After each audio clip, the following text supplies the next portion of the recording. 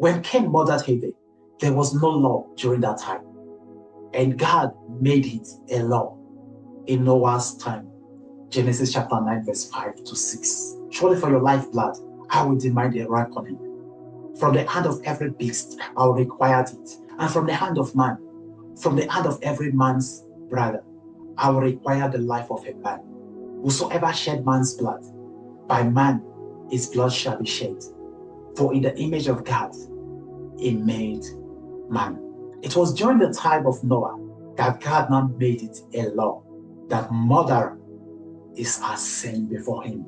And God will not only demand your life from humans, He will also demand your life from animals. Because animals were not made to kill at the first place. The laws were given to us to enable us to live by God's standards. Most people use the law as a way of proving superiority over others. Most people are fault finders. They look for people's weakness to use against them. Most people make themselves the chief judge, self-righteous. They always claim they are righteous and others are sinners. They always look for a loophole in others in order to use against them. When others made mistakes, they would alarm it to the hearing of others in order to demean and tarnish that person's reputation. During the time of Adam, Cain, Noah, and Abraham, it was a portion of the law that was given. God fully gave the laws to Moses. God stated the reasons why He gave the laws. Deuteronomy chapter 5 verse 29. Oh, that they had such a heart in them, that they would fear me and always keep all my commandments, that it might be well with them and with their children forever. What God needs from you is your fear. He just wants you to be afraid of Him in everything you do. God told Abraham, it is now I know you fear me. Genesis chapter 22 verse 12. He said, do not lay your hand on the lad or do anything to him. For now I know that you fear God, since you have not withheld your son, your holy son, from me. Don't be concerned about the laws, what the law says, how to go about the laws, how to apply the laws. Just fear God. If you fear God, you will live a righteous life.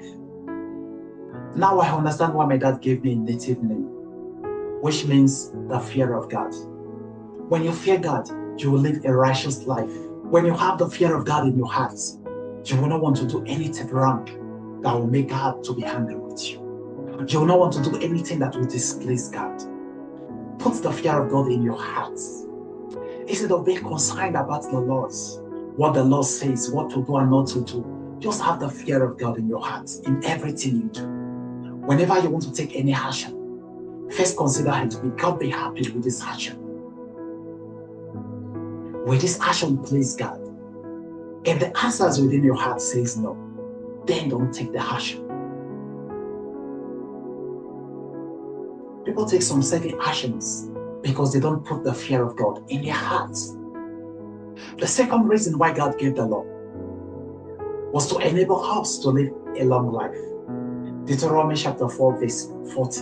You shall therefore keep His statutes and His commandments, which I command you this day, that it may go well with you and with your children after you, and that you may prolong your days in the land which the Lord your God is giving you for all time.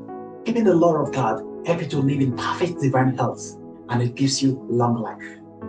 When you keep the commandments of God, you will live in longevity, and you will live in perfect divine health.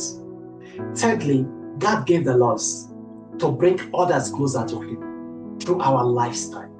We're a living spectacle of God here on earth. People are watching us. What we do may bring someone closer to God. Everywhere you go, wherever you find yourself, people are on a watch. They are watching you, your actions, your conduct, your behavior. What you do may either bring them closer to your God or send them out. Deuteronomy chapter 4 verse 5 to 8. Surely I have taught you statutes and judgments, just as the Lord my God commanded me, that you should act according to them in the land which you go to possess. Therefore be careful to observe them, for this is your wisdom and your understanding in the sight of the people who will hear all these statutes and say, surely this nation is a wise and understanding people. God gave the children of Israel the laws so that other nations that live around them will say, surely these people, they are wise and the wisdom of God is in them. For our success, others will desire to know our God. Exodus chapter 19 verse 5. Now therefore, if you will indeed obey my voice and keep my covenants, then you shall be a special treasure to me above all people, for all the heart is mine.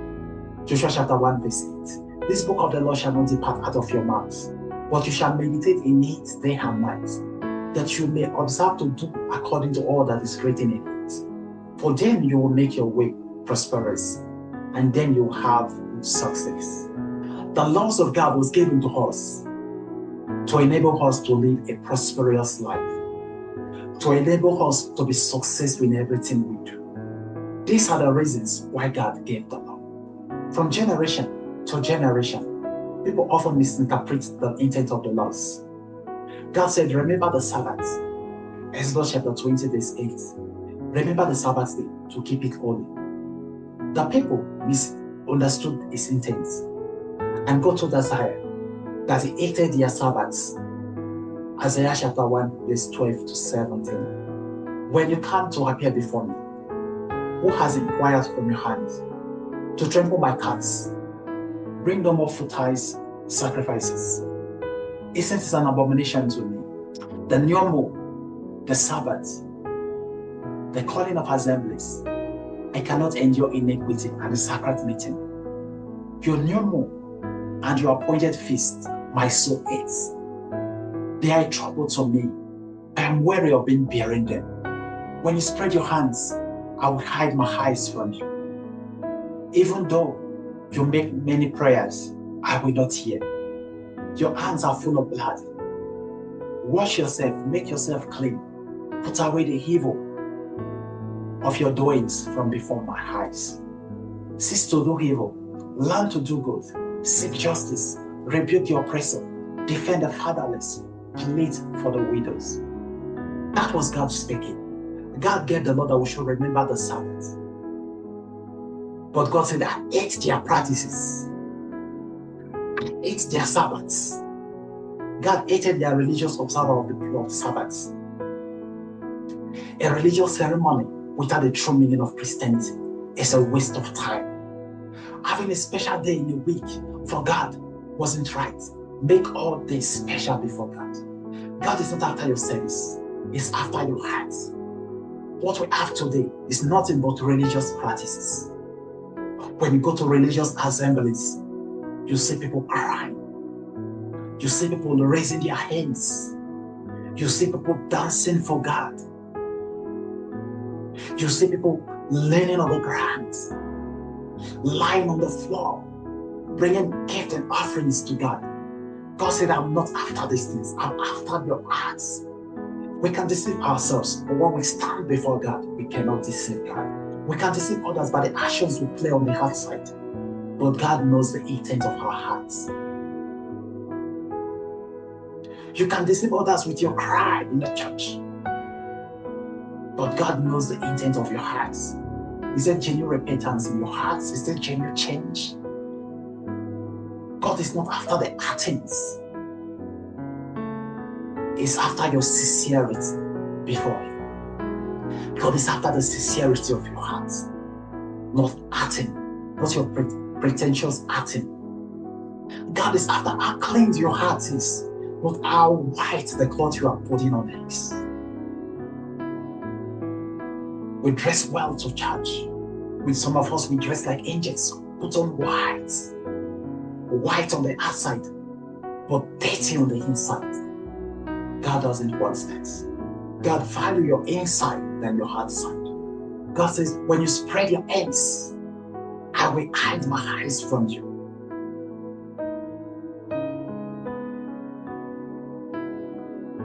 Even though you make many prayers, I will not hear. Your hands are dirty. Wash yourself, make yourself clean. Put away the evils of your doings from my eyes, and cease to do evil. So watch yourself. Clean. What God needs is yourself. Watch yourself clean. It's not the clothes. It's not how beautiful you appear. It's not how beautiful you appeared before Him. Beautiful outside, but rotten inside. That is what God sees. People sees you as beautiful on the outside, but before God you appeared rotten. What we have in today's churches is nothing but religious practices.